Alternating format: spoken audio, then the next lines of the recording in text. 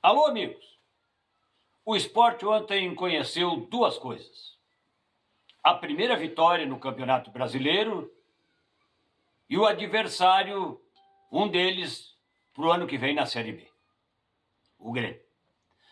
Não tem mais como consertar. Podem me chamar de louco, mas se não tiver um fato novo, uma explosão no vestiário, o time não vai chegar a lugar nenhum a não ser no rebaixamento. É um absurdo o que o Grêmio está fazendo em campo. Tem 35 mil torcedores. Cadê, como diria um amigo meu, o diabo do respeito? Porque uma coisa é tu perder porque o adversário aproveitou melhor, teve um pouquinho mais de sorte, tem mais bala na agulha. Outra coisa é tu não ter comprometimento com a bola andando.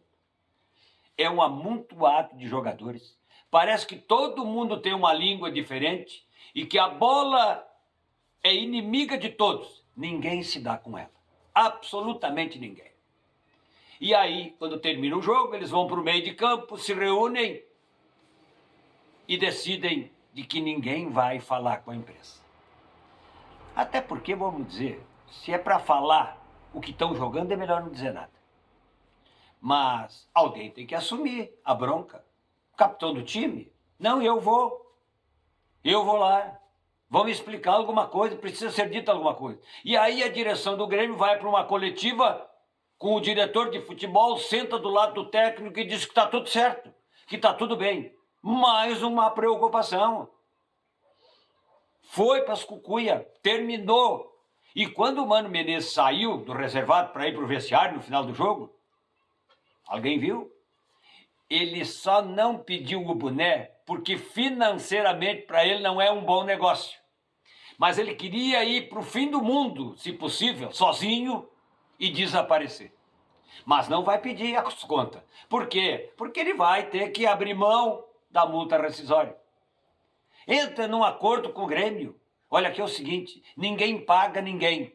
Termina aqui, me paga o mês que deu e fim de papo. Mas não é ele o único culpado. Mas quando ele começou a fazer aquela salada de frutas no final do jogo, de troca esse, entra aquele, e chama um jogador, o jogador aquece, e de repente ele não bota o cara, e chama um que está sentado de abrigo para entrar no jogo, o Amuzu, quer o quê? Quer que eu venha aqui dizer que o Mano está em perfeitas condições emocionais para comandar time de Série A? Aqui, papagaio. O Inter deu uma recuperada.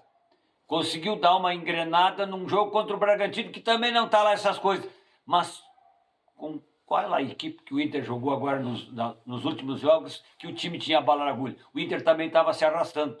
E conseguiu fazer um jogo diferente, de entrega, de comprometimento. Ele não precisa muito.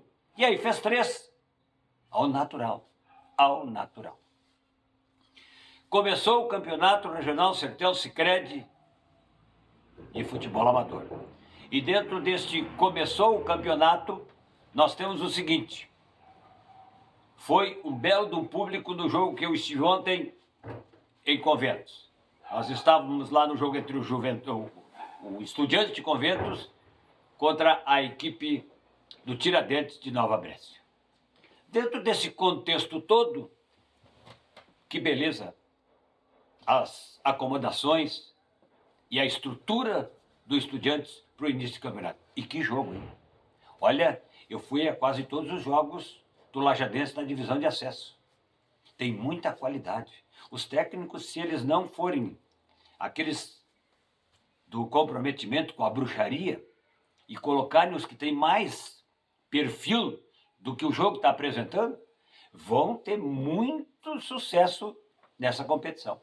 São várias equipes que vão correr atrás da bola. A primeira rodada ela dá um pano de amostra, mas ela não define de quem é quem, porque os favoritos a gente já começou a dar os nomes antes de começar a competição.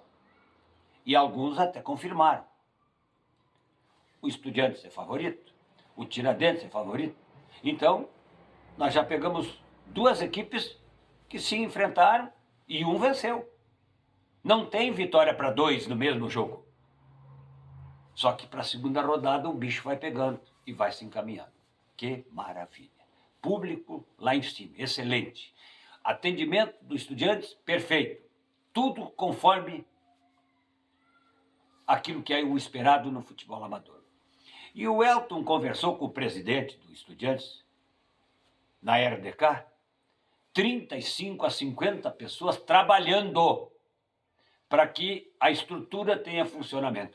É isso que faz o futebol amador andar. Se tu não tem a base, se tu não tem o cara da cordinha, se tu não tem o cara que corta grama, se tu não tem o cara que pinta, que bota a rede, que descarrega o caminhão para fazer a bebida gelar, o pastel, não funciona. Pode arrumar o melhor time do mundo que não anda. Esse time do lado de fora é que faz a comunidade viver. Então, antes de entrar em competições, dá uma olhada primeiro no alicerce. Se o alicerce está firme, tu pode até ter um time com pouca qualidade, pegador, pode funcionar. E é isso que a gente espera.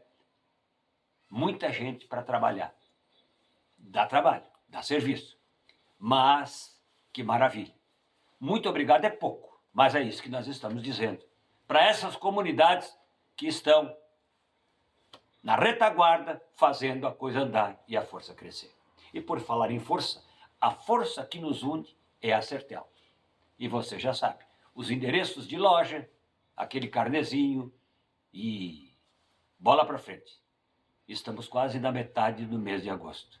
Pensa bem, o ano está quase se entregando.